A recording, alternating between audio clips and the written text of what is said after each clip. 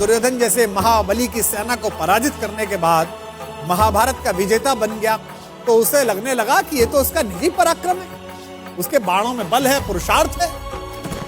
अर्जुन मन ही मन इस बात पर इठलाते हुए अपने रथ पर सवार होकर युद्ध भूमि से लौट रहा था। जब अपने शिविर के आखिर में पहुंच गए तो उसके रथ पर बैठे हुए मधुसूदन सारथी भगवान श्री कृष्ण ने कहा, पार्थ, रथ से नीचे उतर जाओ।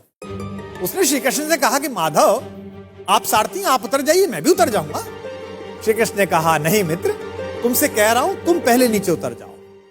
जब यह विवाद थोड़ा बढ़ा तो अर्जुन के ठीक पीछे खड़े हुए धर्मराज युधिष्ठिर ने कहा, द्वारिकाधीश अगर कोई बात कह रहे हैं तो उसमें कोई संकेत है। अर्जुन को कुछ समझ तो आया नहीं। भ्रुकुटी पर ताव देकर थोड़े अनमने भाव से अर्जुन रथ से नीचे उतर गया। अर्जुन के नीचे उतरने के बाद सब लोग जाने लगे तो कृष्ण जैसे ही रथ के नीचे उतरे, रथ में एक भयंकर विस्फोट हुआ और रथ छोटे छोटे टुकड़ों में बट गया। विजय का सिंहासन सामने देख रहा था जो अर्जुन, जिसके सिर पर विजय का ताज था, उस अर्जुन ने पलट कर देखा तो माधव मुस्कुरा रहे थे और रथ जल रहा था।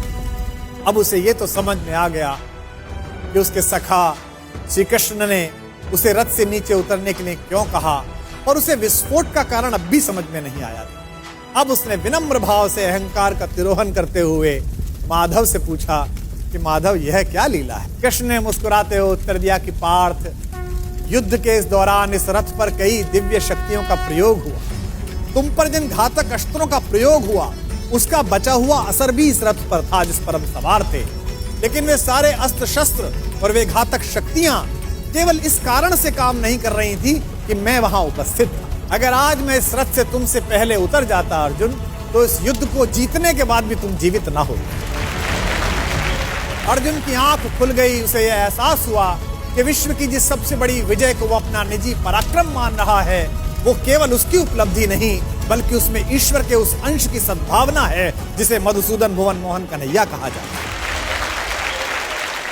ये कथा ये बताती है कि सिद्धियों के मद में खुद को इतना शक्तिशाली मत समझो कि जिन्होंने हमें सिद्धियां दी हैं उन्हीं को आप आंखें दिखाने लगो। याद रखिएगा, आपकी प्रत्येक सफलता के पीछे कृष्ण जैसे ऐसे असंख्य लोग हैं जिनकी चुपचाप और अदृश्य शुभकामनाओं के कारण आप इस विजय रथ पर सवार हुए हैं। जब भी आपको यह लगने लगे कि आपने ये ऐतिहासिक उपलब्धि स्वयं की बुद्धि शक्ति के कारण पाली है, तो बस उन लोगों के बारे में सोचिए जिनके सहयोग के बिना आपकी ये यात्रा इतनी आसान न होती।